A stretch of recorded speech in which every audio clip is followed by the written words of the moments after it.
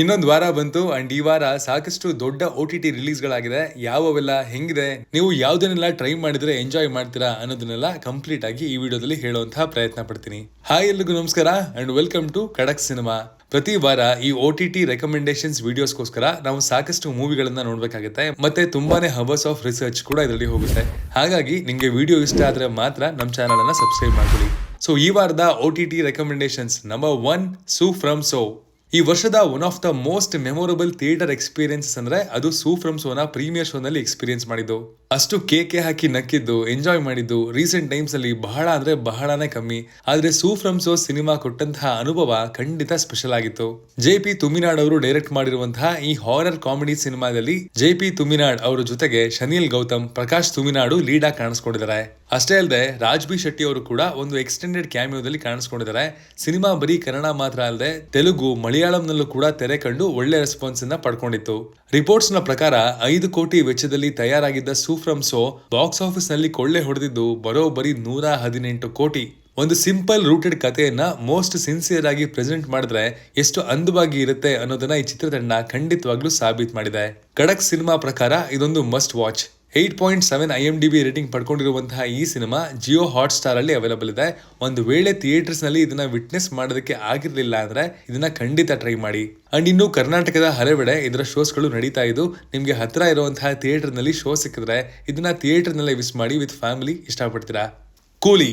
ಇದು ಲೋಕೇಶ್ ಕನಗರಾಜ್ ಅವರು ಡೈರೆಕ್ಟ್ ಮಾಡಿ ರಜನಿಕಾಂತ್, ಉಪೇಂದ್ರ, ನಾಗಾರ್ಜುನ, ಸೌಬಿನ್ ಶಹೀರ್ ಇನ್ನು ಮುಂತಾದವರು ಲೀಡ್ ಆಗಿ ಕಾಣಿಸ್ಕೊಂಡಿರುವಂತಹ ಸಿನಿಮಾ ತನ್ನ ರಿಲೀಸ್ಗೂ ಮುನ್ನ ಪಡ್ಕೊಂಡಿದ್ದ ಹೈಪು ಜಾಸ್ತಿ ಆಯ್ತು. ಬಟ್ ಆ ಹೈಪ್ಗೆ ತಕ್ಕಂತೆ ಸಿನಿಮಾ ಇತ್ತ ಅಂದ್ರೆ ಎಸ್ ಅಂತ ಹೇಳೋದು ಕಷ್ಟ, ಹಾಗೆ ನೋ ಅಂತ ಹೇಳೋದು ಕಷ್ಟ. ಸಿನಿಮಾದಲ್ಲಿ ವಾವ್ ಅನ್ಸೋ, ಚಪ್ಪಾಳೆ ತಟ್ಟೋ ಸೀನ್ಗಳು, ಮೂಮೆಂಟ್ಸ್ ಗಳು ಇದಾವೆ. ಬಟ್ ಆಸ್ ಎ ಪ್ಯಾಕೇಜ್ ಇದು ಒಂದು ಹೆಜ್ಜೆ ಹಿಂದೆ ಉಳ್ಕೊಳ್ತು ಅಂತ ಹೇಳ್ಬೇಕು.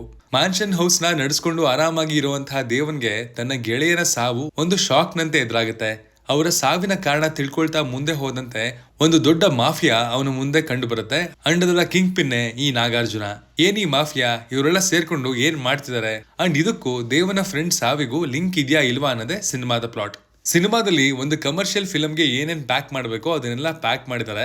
ಆದ್ರೆ ರೈಟಿಂಗ್ ಅಲ್ಲಿ ಒಂದು ಪೆಟ್ಟು ಬಿದ್ದಿದೆ ಅಂತ ಹೇಳಬೇಕು. ಲಾಜಿಕಲ್ ಫ್ಲಾಸ್ ಗಳು ಬಹಳಷ್ಟಿದಾವೆ. ರೌಂಡ್ ಆಫ್ಸ್ ಅಂತ ಯಾವುದಕ್ಕೂ ಸಿಗೋದಿಲ್ಲ. ಆದ್ರೆ ರಜನಿ ಅವರಿಗೆ ಆಸ್ ಅನ್ ಆಕ್ಟರ್ ಪರ್ಫಾರ್ಮ್ ಮಾಡೋದಕ್ಕೆ ಒಂದು ಸ್ಪೇಸ್ ಇತ್ತು ಅಂಡ್ ಅದರಲ್ಲಿ ಅವರು ಶೈನ್ ಆಗಿದ್ದಾರೆ ಅಂತ ಹೇಳಬೇಕು. ಖಡಕ್ ಸಿನಿಮಾ ಪ್ರಕಾರ 6.4 IMDb ರೇಟಿಂಗ್ ಪಡ್ಕೊಂಡಿರುವಂತಹ ಕೂಲಿ ಎಕ್ಸ್ಪೆಕ್ಟೇಷನ್ಸ್ ಕಮ್ಮಿ ಇಟ್ಕೊಂಡು ನೋಡಿದ್ರೆ ಒಂದು ಡೀಸೆಂಟ್ ವಾಚ್. ನಮ್ಮ ಭಾಷೆಯಲ್ಲೇ ಪ್ರೈಮ್ ವಿಡಿಯೋನಲ್ಲಿ ಅವೈಲಬಲ್ ಇದೆ. ಸಯಾರಾ. ಬಾಲಿವುಡ್ ನ ಕಡೆಯಿಂದ ಬಂದಂತಹ ಒಂದು ಬಿಗ್ ಸರ್ಪ್ರೈಸ್ ಅಂದ್ರೆ ಅದು ಈ ಸಿನಿಮಾನೇ. ಮೋಹಿತ್ ಸೂರಿ ಅವರು ಡೈರೆಕ್ಟ್ ಮಾಡಿರುವಂತಹ ಈ ಸಿನಿಮಾದಲ್ಲಿ ಅಹನ್ ಪಾಂಡೆ, ಅನೀತ್ ಪಡ್ಡಾ ಲೀಡ್ ಆಗಿ ಕಾಣಿಸ್ಕೊಂಡಿದ್ದಾರೆ. ಸಯಾರಾ ಸಿನಿಮಾದ ಕತೆ ಸುತ್ತೋದು ಕ್ರಿಶ್ ಹಾಗೂ ವಾಣಿ ಎಂಬ ಪಾತ್ರಗಳ ಸುತ್ತ. ಕ್ರಿಶ್ಗೆ ಒಂದು ಮುರಿದೋಗಿರುವಂತಹ ಕನಸಿದೆ. ದೊಡ್ಡ ಸಿಂಗರ್ ಆಗ್ಬೇಕು ಅಂತ ಅನ್ಕೊಂಡಿರುವಂತಹ ಇವನು ಒಂದು ವರ್ಸ್ಟ್ ಫೇಸ್ ಅಲ್ಲಿ ಇದ್ದಾನೆ. ಅನ್ಕೊಂಡಿದ್ದಾಗ್ತಾ ಇಲ್ಲ ಅಂಡ್ ಆಗ್ತಿರೋದೆಲ್ಲ ಇವನು ಅನ್ಕೊಂಡೇ ಇರಲ್ಲ. ವಾಣಿ ಕೂಡ ಹಾಗೇನೆ. ಈಗ ತಾನೇ ತನ್ನ ಜೀವನದಲ್ಲಿ ಒಂದು ದೊಡ್ಡ ಟ್ರಾಜಿಡಿ ನಡೆದಿದೆ ಅಂಡ್ ಅದರಿಂದ ಅವಳು ಈಗ ತಾನೇ ರಿಕವರ್ ಕೂಡ ಆಗ್ತಾ ಇದ್ದಾಳೆ. ಲಿರಿಸಿಸ್ಟ್ ಆಗುವಂತಹ ಕನಸನ್ನ ಕೂಡ ಇವಳು ಹೊತ್ಕೊಂಡಿದ್ದಾಳೆ. ಈ ಹಾಡುಗಾರ, ಬರಹಗಾರ್ತಿಗೆ ಜೀವನ ಒಂದು ಚಾನ್ಸ್ ಕೊಟ್ಟಾಗ ಇವರ ಬದುಕುಗಳು ಎಷ್ಟು ಅದ್ಭುತವಾಯಿತು. ಇವರಿಬ್ರು ಈ ಹಿಂದೆ ಕಂಡಂತಹ ಟ್ರಾಜಿಡಿ ಏನಾಗಿತ್ತು, ಇವರಿಬ್ರು ಕೊನೆಗೆ ಎಲ್ಲ ಗೆದ್ದು ಖುಷಿಯಾಗಿರ್ತಾರಾ ಇಲ್ವಾ ಅನ್ನೋದೇ ಈ ಸಿನಿಮಾದ ಪ್ಲಾಟ್. ಸಿನಿಮಾದಲ್ಲಿ ಒಳ್ಳೆ ಮ್ಯೂಸಿಕ್ ಇದೆ ಅಂಡ್ ಅದಕ್ಕೆ ತಕ್ಕಂತೆ ಒಳ್ಳೆ ಸಾಹಿತ್ಯ ಕೂಡ ಇದೆ. ಆ ಮ್ಯೂಸಿಕ್ ಸಿನಿಮಾದಲ್ಲಿ ಬರುವಂತಹ ಪಾಯಿಂಟ್ ಇರಬಹುದು, ಎಲ್ಲವೂ ಸಿನಿಮಾಗೆ ದೊಡ್ಡ ಪ್ಲಸ್ ಆಗಿದೆ. ಇನ್ನು ಲೀಡ್ ಆಕ್ಟರ್ಸ್ ಇಬ್ರದು ಇದು ಹೊಸ ಸಿನಿಮಾ, ಆದ್ರೆ ಅವರ ಪರ್ಫಾರ್ಮೆನ್ಸ್ ನಲ್ಲಿ ಒಂದು ಮೆಚುರಿಟಿ ಇದೆ. ಪರ್ಫೆಕ್ಟ್ ಅಲ್ಲದೆ ಹೋದ್ರು ಬೇರೆ ಡೆಬ್ಯೂಟೆಂಟ್ಸ್ ಗೆ ಕಂಪೇರ್ ಮಾಡಿದಾಗ ಇದು ಸಖತ್ ಬ್ಯಾಲೆನ್ಸ್ಡ್ ಆಗಿತ್ತು ಅಂತ ಹೇಳ್ತೀನಿ. ಸಿನಿಮಾ ಎಂಟರ್ಟೈನಿಂಗ್ ಆಗಿದೆ. ಸ್ಟಾರ್ಟಿಂಗ್ ನಿಂದಲೂ ಪಾತ್ರಗಳನ್ನ ಆಡಿಯನ್ಸ್ಗೆ ಕನೆಕ್ಟ್ ಮಾಡಿಸ್ತಾರೆ ಅಂಡ್ ಅದು ಕೊನೆವರೆಗೂ ಹಾಗೆ ಉಳಿಯುತ್ತೆ ಅಂದ್ರೆ ತಪ್ಪಾಗಲ್ಲ.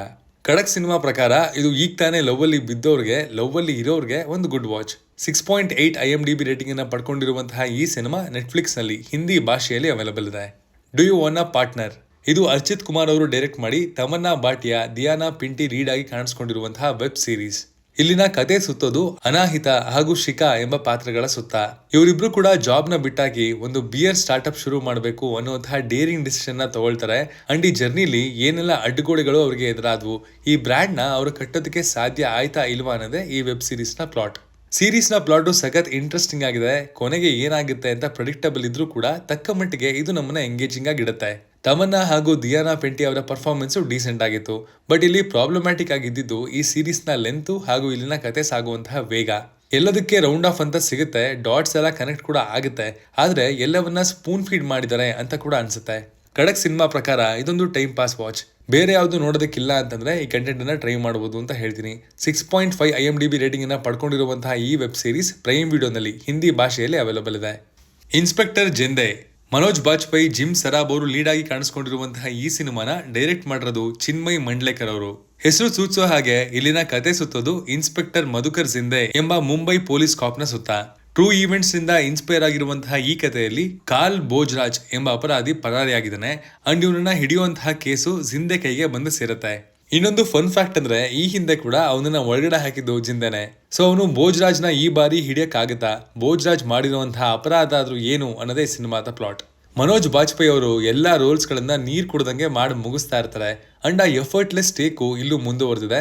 ಸಿನಿಮಾ ಒಂದು ಡಾರ್ಕ್ ಕಾಮಿಡಿ ಥ್ರಿಲ್ಲರ್ ಜಾನರ್ಗೆ ಸೇರಿದ್ದು, ಥ್ರಿಲ್ಲರ್ ಹಾಗೂ ಕಾಮಿಡಿ ನಡುವಿನ ಬ್ಯಾಲೆನ್ಸು ಇಷ್ಟ ಆಯ್ತು. ಏನ್ ಹೇಳ್ಬೇಕು ಅನ್ಕೊಂಡಿದಾರೋ ಅದಕ್ಕೆ ಒಂದು ಚೌಕಟ್ಟಂತ ಹಾಕಿ ನೀಟಾಗಿ ಮುಗಿಸಿದ್ದಾರೆ. ಬಟ್ ಇಲ್ಲಿನ ಕತೆ ಒಂದು ಲೆವೆಲ್ ಪ್ರೆಡಿಕ್ಟಬಲ್ ಅಂತ ಅನಿಸ್ತು. ಪರ್ಫಾರ್ಮೆನ್ಸಸ್ ಪ್ಲಸ್ ಆಗಿದೆ, ಬಟ್ ಸ್ಕ್ರೀನ್ ಪ್ಲೇ ದೊಡ್ಡ ಮೈನಸ್ ಅಂತ ಹೇಳ್ಬೇಕು. ಬಟ್ ಎನಿವೇಸ್ ಖಡಕ್ ಸಿನಿಮಾ ಪ್ರಕಾರ ಇದೊಂದು ಆವರೇಜ್ ವಾಚ್. ನೆಟ್ಫ್ಲಿಕ್ಸ್ ಅಲ್ಲಿ ಹಿಂದಿ ಭಾಷೆಯಲ್ಲಿ ಅವೈಲೇಬಲ್ ಇರುವಂತಹ ಈ ಸಿನಿಮಾ 6 IMDb ರೇಟಿಂಗ್ ಅನ್ನ ಪಡ್ಕೊಂಡಿದೆ. ಮಾಲಿಕ್. ಪುಲ್ಕಿತ್ ಅವರು ಡೈರೆಕ್ಟ್ ಮಾಡಿರುವಂತಹ ಈ ಗ್ಯಾಂಗ್ಸ್ಟರ್ ಡ್ರಾಮಾ ಸಿನಿಮಾದಲ್ಲಿ ರಾಜ್ಕುಮಾರ್ ರಾವ್, ಮಾನುಸಿ ಚಿಲ್ಲರ್ ಲೀಡ್ ಆಗಿ ಕಾಣಿಸ್ಕೊಂಡಿದ್ದಾರೆ. 80ರ ದಶಕದಲ್ಲಿ ಸೆಟ್ ಆಗಿರುವಂತಹ ಈ ಸಿನಿಮಾದ ಕತೆ ಸುತ್ತೋದು ದೀಪಕ್ ಎಂಬ ಪಾತ್ರದ ಸುತ್ತ.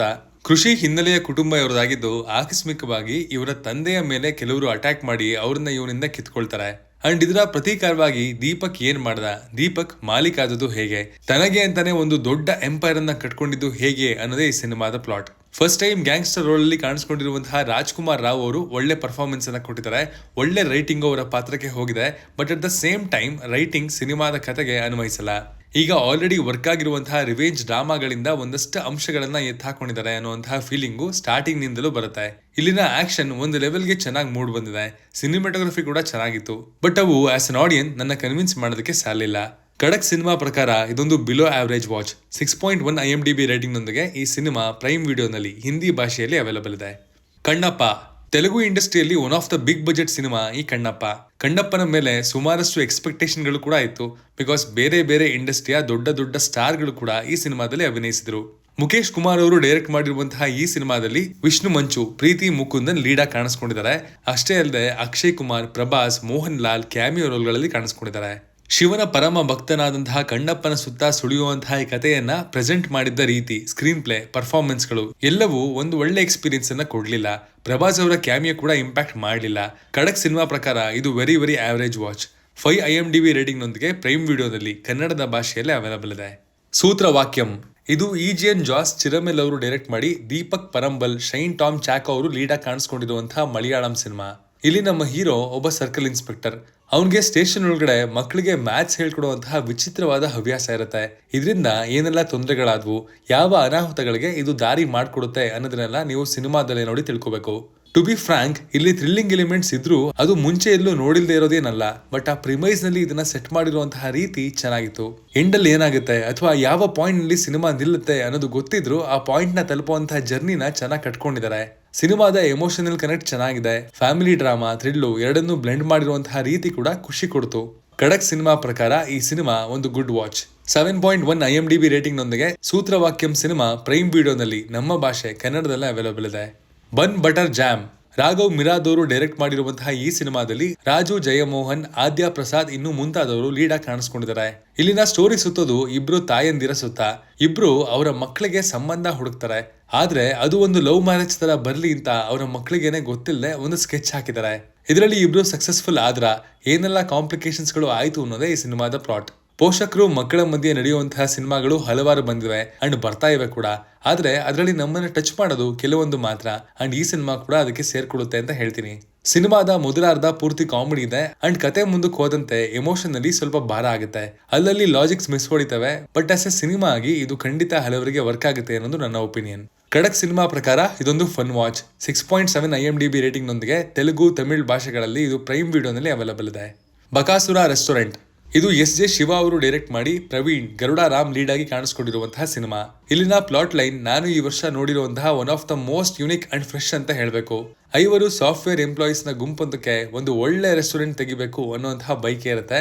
ಅಂಡ್ ಟ್ವಿಸ್ಟ್ ಏನಂದ್ರೆ ಇವರ ಫ್ರೆಂಡ್ ಒಬ್ಬನ ಮೇಲೆ ತುಂಬಾ ಫುಡ್ ನ ಇಷ್ಟ ಪಡುವಂತಹ ಬಕಾಸುರನಂತೆ ತಿನ್ನುವಂತಹ ಒಂದು ಭೂತ ಆವರಿಸ್ಕೊಂಡ್ಬಿಡುತ್ತೆ. ಇಲ್ಲಿಂದ ಏನೇನ್ ಕಾಮಿಡಿ ಆಫ್ ಎರರ್ಗಳು ಶುರುವಾಯಿತು ಅನ್ನೋದೇ ನೀವು ಸಿನಿಮಾದಲ್ಲಿ ಕಾಣುವಂತಹ ಪ್ಲಾಟ್ ಲೈನ್. ಕಾಮಿಡಿ ಹಾರರ್ ಎರಡನ್ನೂ ಚೆನ್ನಾಗಿ ಬ್ಲೆಂಡ್ ಮಾಡಿದ್ದಾರೆ ಅಂಡ್ ಮೋಸ್ಟ್ ಇಂಪಾರ್ಟೆಂಟ್ಲಿ ಜೋಕ್ಗಳು ಕರೆಕ್ಟ್ ಆಗಿ ಲ್ಯಾಂಡ್ ಆಗಿದಾವೆ. ಪ್ರೆಸೆಂಟೇಷನ್ ಚೆನ್ನಾಗಿದೆ, ಸಿನಿಮಾಟೋಗ್ರಫಿಯಲ್ಲಿ ಸಾಕಷ್ಟು ಹೊಸತರ ಇದೆ. ಎಸ್ಪೆಷಲಿ ಹಾರರ್ ಕಾಮಿಡಿ ನೀವು ಇಷ್ಟಪಡೋರಾಗಿದ್ರೆ ಇದೊಂದು ಗ್ರೇಟ್ ವಾಚ್. 8.8 IMDb ರೇಟಿಂಗ್ ನೊಂದಿಗೆ ಈ ಸಿನಿಮಾ ತೆಲುಗು ಭಾಷೆಯಲ್ಲಿ ಪ್ರೈಮ್ ವಿಡಿಯೋದಲ್ಲಿ ಅವೈಲೇಬಲ್ ಇದೆ. ಇದಾಗಿತ್ತು ಈ ವಾರದ OTT ರೆಕಮೆಂಡೇಶನ್ಸ್. ನೀವು ಇದರಲ್ಲಿ ಯಾವ್ದನ್ನ ನೋಡ್ತೀರಾ ಅಂಡ್ ನೋಡಾದ್ಮೇಲೆ ನಿಮ್ಗೆ ಹೇಗೆ ಅನಿಸ್ತು ಅನ್ನೋದನ್ನ ಕೂಡ ಕಮೆಂಟ್ ಮಾಡಿ ತಿಳಿಸಿ. ಅಂಡ್ ಇದಲ್ಲದೆ ಇನ್ಯಾವ್ದಾದ್ರು ಒಳ್ಳೆ ಸಿನಿಮಾ ಈ ವಾರ OTT ಅಲ್ಲಿ ರಿಲೀಸ್ ಆಗಿದ್ರೆ ಅದನ್ನ ಕೂಡ ನಮಗೆ ತಿಳಿಸಿ. ನೆಕ್ಸ್ಟ್ ವೀಕ್ ನ OTT ರೆಕಮೆಂಡೇಶನ್ಸ್ ಅಲ್ಲಿ ನೋಡಿ ರಿವ್ಯೂ ಮಾಡುವಂತಹ ಪ್ರಯತ್ನ ನಾವು ಮಾಡ್ತೀವಿ. Signing off, Manu.